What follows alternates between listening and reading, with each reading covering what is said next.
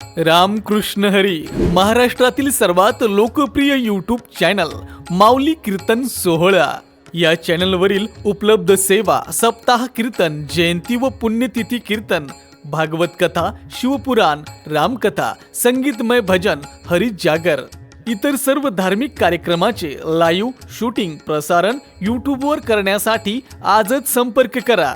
Channel प्रमुख श्री गणेश चोपडे पाटील आणि श्री कृष्णा चोपडे पाटील.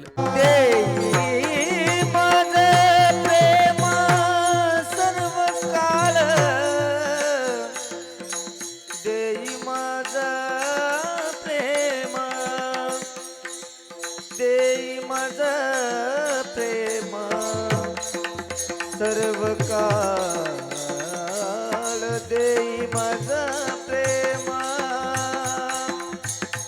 देई माझा प्रेम, सर्व काळ देई माझा प्रेम, देई माझा प्रेम, सर्व काळ देई माझा प्रेम, सर्व काळ देई माझ प्रेम, सर्व काळ. गोड तुझे रूप, गोड तुझे नाम, गोड तुझे रूप, गोड तुझे नाम, गोड तुझे रूप, गोड तुझे नाम, गोड तुझे रूप, गोड तुझे नाम. देई माझा प्रेम सर्व काळ, देई माझा प्रेम सर्व काळ, देई माझा प्रेम सर्व काळ. गोड तुझे रूप, गोड तुझे नाम, गोड तुझे नाम, गोड तुझे रूप, गोड तुझे नाम, तुझे रूप, गोड तुझे नाम. हरी हरी विठोबा रखुमाई, विठोबा रखुमाई, विठोबा रखुमाई, विठोबा रखुमाई, विठोबा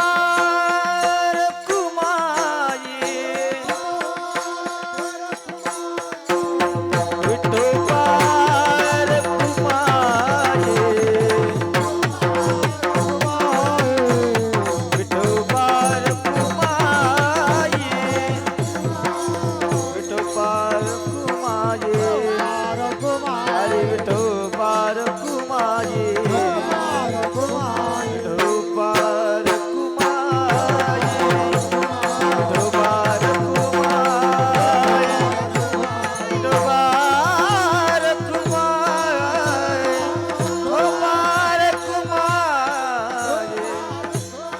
रखुमाई, विठोबा रखुमाई, विठोबा रखुमाई, विठोबा रखुमाई,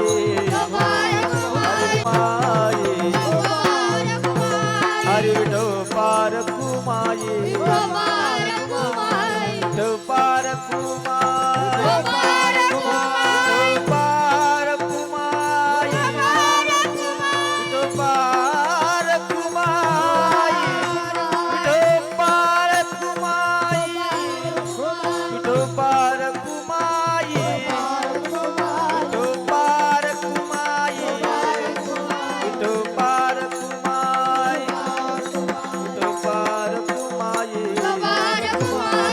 विठोबा रखुमाई, विठोबा रखुमाई, विठोबा रखुमाई, विठोबा रखुमाई, विठोबा रखुमाई, विठोबा रखुमाई.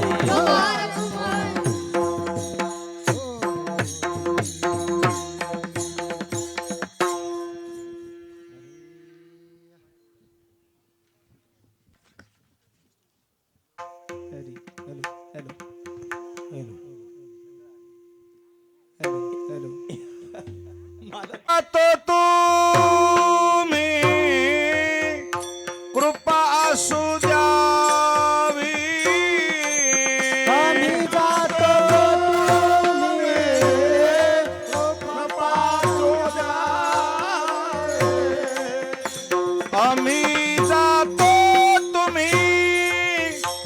कृपा असू द्यावी आम्ही जातो तुम्ही कृपा असू द्यावी सकळा सांगावी विनंती माझी सकळा समोर या पाटील. सांगावी समोर या, समोर. विनंती चारी जण समोर या तुम्ही, चारी जण. माझी चारी जण समोर या. 4-5 जण समोर या तुम्ही. विनंती माझी.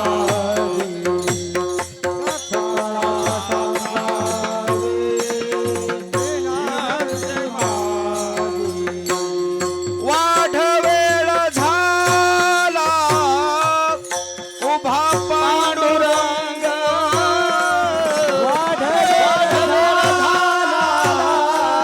उभा वैकुंठा श्रीरंग बोलावे तो वैकुंठा श्रीरंग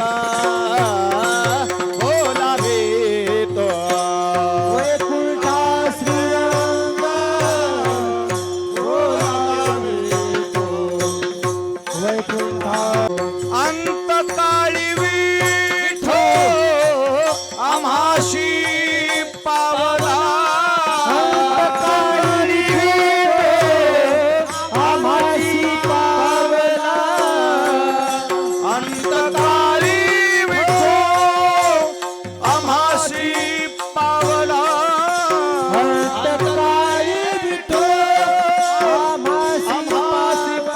उडी सहित झाला मुक्त तुका उडी सहित झाला मुक्त तुका उडी सहित झाला मुक्त तुका उडी सहित झाला मुक्त तुका वाढवेळ झाला उभा पांडुरंग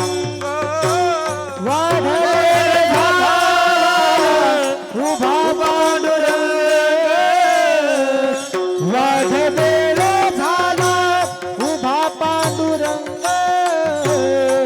वाढवेळ झाला उभा पांडुरंग वैकुंठा श्रीरंग बोलावितो वैकुंठा श्रीरंग बोलावितो वैकुंठा श्रीरंग बोलावितो आज भोलापाल कुमाये रखुमाये हरी मोतीराम महाराज महागावकर त्यांना साथ देतात. आम्ही जातो तुम्ही कृपा असू द्यावी सकळा सांगावे विनंती माझी सकळा सांगावे विनंती माझी सकळा सांगावे विनंती माझी सकळा सांगावे विनंती माझी वाढवेळ झाला उभा पांडुरंग वाढवेळ झाला उभा पांडुरंग सकळा सांगावी विनंती माझी सकळा सांगावी विनंती माझी सकळा सांगावी विनंती माझी सकळा सांगावी विनंती माझी वाढवेळ झाला उभा पांडुरंग वाढवेळ झाला उभा पांडुरंग वैकुंठा श्रीरंग बोलावितो वैकुंठा श्रीरंग बोलावितो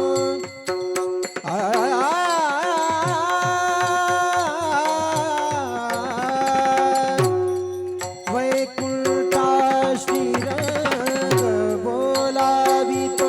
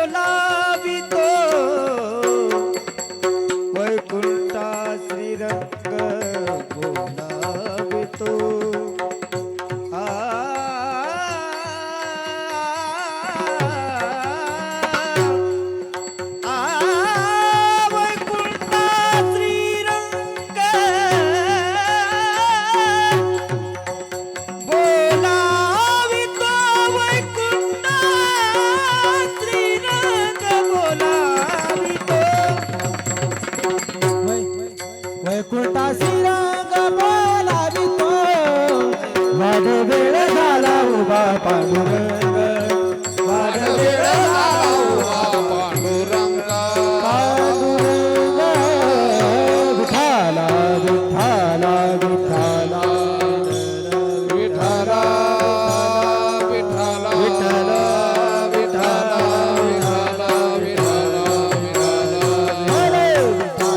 विठ्ठला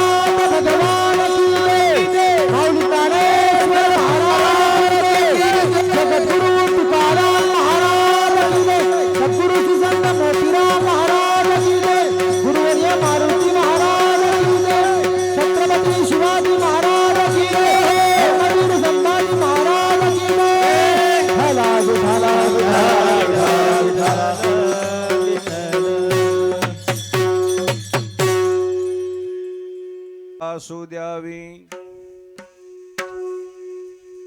सकळा सांगावी विनंती माझी वाढवेळ झाला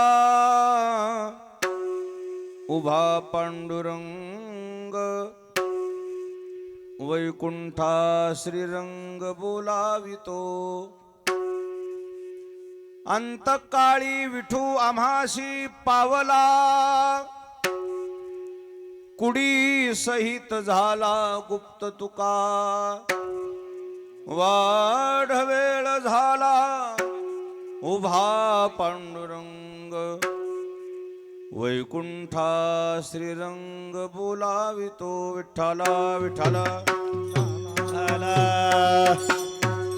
हळू ना आता एक 5 मिनिटं सर्व माझे गुरुवर्य हरिभक्त परायण परम आदरणीय आम्ही ज्यांच्या परंपरेमध्ये लहानाचे मोठे झालो आणि आम्हाला समाजामध्ये जगण्याची खऱ्या अर्थाने संधी मिळाली ते गुरुवर्य वैकुंठवासी मारुतराव महाराज दस्तापूरकर यांची निमूटपणे परंपरा चालवणारे माझे गुरुवर्य हरिभक्त परायण परम आदरणीय महाराष्ट्र भूषण अच्युतानंदजी महाराज दस्तापूरकर यांचा आज 42वा अभिष्ट चिंतन सोहळा आहे. सर्वांनी टाळ्या वाजवा. त्या निमित्ताने आता मी एक 5 मिनिटाचा वेळ घेणार आहे सर, आपल्या सर्वांची क्षमा मागून. तर मी ज्यांचे नाव घेईल त्यांनी कृपया ताबडतोब या ठिकाणी हार घालण्यासाठी यायचं आहे. सुरू करा चक्रधर महाराज तिकडं सुरू. मोठा हार घ्या, मोठा हार घ्या सर. सर आणा, तुमच्या जवळचा आणलं तरी चालतंय. संताराम मामा ढोणे हार घ्या, हार घ्या सर. पुढं पुढं हार घ्या. तुकारामजी ढोणे, सोपनरावजी सौराते, तुळशीराम पाटील बोबडे घ्या. हार घ्यायचा, पटकन मालकाला घालायचा. पांपटवार सर, आनंदजी आजमेरा शेठ आणि सर्वांनी हार घालून जागी बसायचं. नंतर एक फोटो आपण कॉमन मध्ये घेऊ सर्वस्व. चांदोजी अण्णा बोबडे, बाबूरावजी बोबडे, राम भाऊरावजी बोबडे, दत्तराव रामचंद्रजी बोबडे, आपण इकडे हार घालण्यासाठी यायचंय. हां हार घ्याय, घाला. हार राहू द्या मालक 2 मिनिटं, सगळे हार राहू द्या. हां आबिर बुका लावू नका, डायरेक्ट हार घालायचा.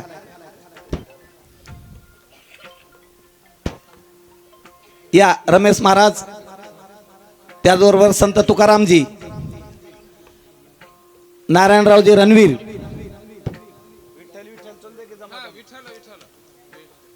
नाही आता 2 मिनिटं थांबू द्याच मालक.